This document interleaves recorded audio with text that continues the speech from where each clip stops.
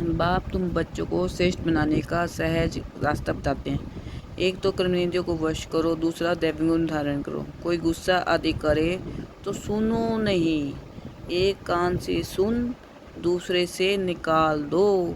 जो इविल बात पसंद ना आए उसे सुनो ही नहीं।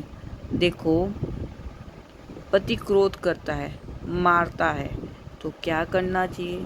जब देखो पति गुस्सा करता है तो उन पर क्या बरसाओ? फूल बरसाओ, हंसते रहो।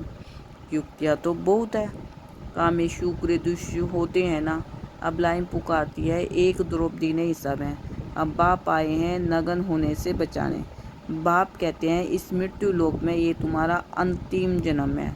हम तुम बच्चों को शांति धाम ले जाने आया हूँ। वहाँ पतित आत्मा तो जा ना सके, इसलिए मैं जाकर सबको पावन बनाता हूँ। जिसको जो पाठ मिला हुआ है वह पूरा कर अब सबको वापस जाना है। सारे झाड़ का राज बुद्धि में है, बाकी झाड़ के पत्ते थोड़े ही कोई गिनती कर सकते हैं। तो बाप भी मूल बात समझाते हैं, बीज और झाड़, बाकी मनुष्य तो ढेर हैं, एक एक के अंदर को थोड़ी बैठ जानेंगे। मनुष्य समझते हैं भगवान तो अंतर्यामी है, हर एक की अंदर की बात तो जानते हैं। ये सब है अंधश्रद्धा। बाप कहते हैं, तुम हमको बुलाते हो कि आकर हमको पतित से पावन बनाओ, राजयोग सिखाओ। अभी तुम राजयोग सीख रहे हो। बाप कहते हैं, मुझे याद करो। बाप ये मत देते हैं ना, बाप की श्रीमत और गत सबसे न्यारी है। मत यानी राय, जिससे हमारी सदगति होती है। वही एक बाप हमारी सदगति करने वाला है, दूसरा ना कोई। इस समय ही बुलाते हैं, सतयुग में तो बुलाते नहीं हैं। अभी ही कहते हैं, सर्व का सदगति दाता एक राम।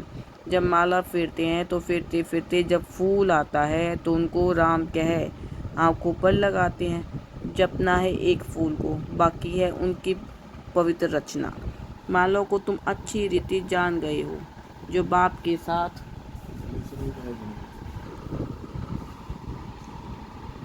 बाकी है उनकी पवित्र रचना। माला को तुम अच्छी रीति जान गए हो, जो बाप के साथ सर्विस करते हैं उनकी ये माला है। शिव बाबा को रास्ता नहीं कहेंगे। रास्ता कहेंगे तो प्रश्न उठेगा कि कब रचना की? प्रजापिता ब्रह्मा अभी संगम पर ही ब्राह्मणों को रचते हैं ना। शिव बाबा की रचना तो अनादि है ही। सिर्फ पतित से पावन बनाने लिए बाप आए हैं। अभी तो है पुरानी सृष्टि, नई में रहते हैं देवताएं। अब शुद्धों को देवता कौन बनाए? अभी तुम फिर से बनते हो। जानते हो, बाबा हमको शुद्ध से ब्राह्मण, ब्राह्मण से देवता बनाते हैं। अभी तुम ब्राह्मण बने हो। देवता बनने के लिए मनुष्य सृष्टि रचने वाला हो गया ब्रह्मा, जो मनुष्य सृष्टि का हेड है। बाकी आत्माओं को अविनाशी बाप शिव तो है ही। ये सब नई बातें तुम सुनते हो। जो बुद्धिमान है वे अच्छी रीति धारण करते हैं। आहिस्ते आहिस्ते तुम्हारी विवृद्धि होती जाएगी।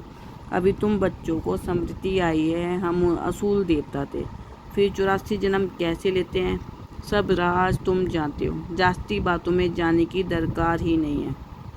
बाप से पूरा वर्षा लेने के लिए मुख्य बात, बाप कहते हैं, एक तो मुझे याद करो, दूसरा पवित्र बनो, स्वदर्शन चक्रधारी बनो और आप समान बनाओ।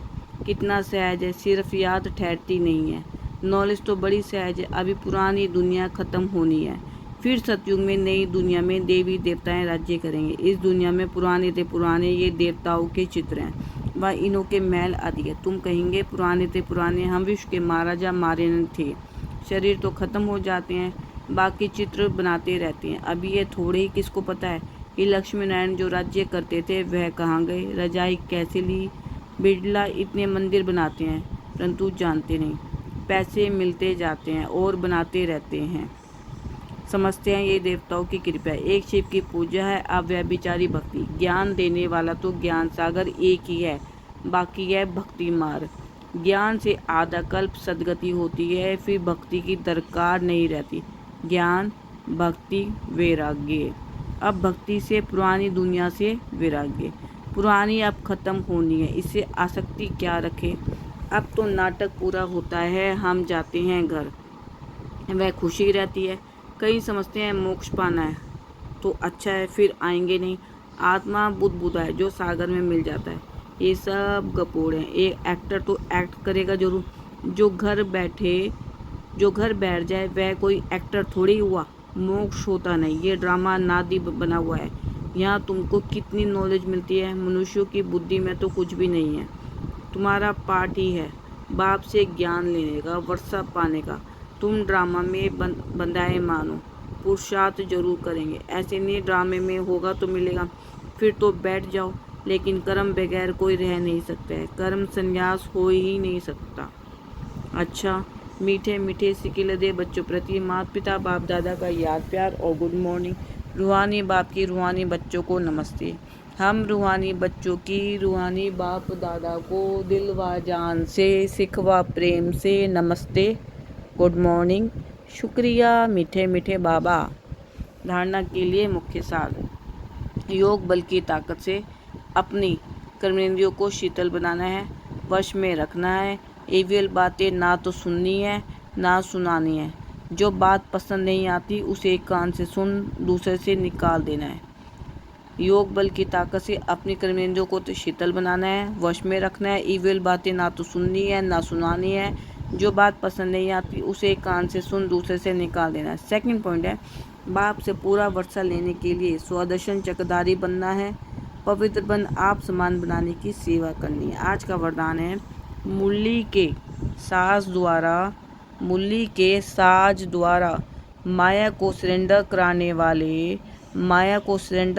वाले मुरलीधर भव। मुरली के साज द्वारा माया को सरेंडर कराने वाले मुरलीधर भव। मूल्य तो बहुत सुनी है, अब ऐसे मुरलीधर बनो जो माया मुरली के आगे न्यौछावर अर्थात सरेंडर हो जाए। मुरली के राज का साज अगर सदैव बजाते रहो तो माया सदा के लिए सरेंडर हो जाएगी।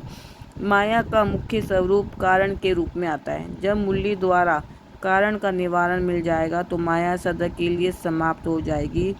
कारण खत्म अर्थात माया खत्म। आज का स्लोगन है, अनुभवी स्वरूप बनो तो चेहरे से खुश नसीबी की झलक दिखाई देगी। अनुभवी स्वरूप बनो तो चेहरे से खुश नसीबी की झलक दिखाई देगी। अव्यक्त इशारे। रूहानी रॉयल्टी और प्योरिटी की पर्सनैलिटी धारण करो। रूहानी रॉयल्टी और प्योरिटी की पर्सनैलिटी धारण करो। संगम युगी ब्राह्मण जीवन की विशेषता पवित्रता है। पवित्रता में रहते अपवित्रता से निर्वृत्त रहना, स्वप्न मात्र भी अपवित्रता के संकल्प से मुक्त रहना, यही विश्व को चैलेंज करने का साधन है। यही आप ब्राह्मणों की रूहानी रॉयल्टी और पर्सनैलिटी है। ओम शांति।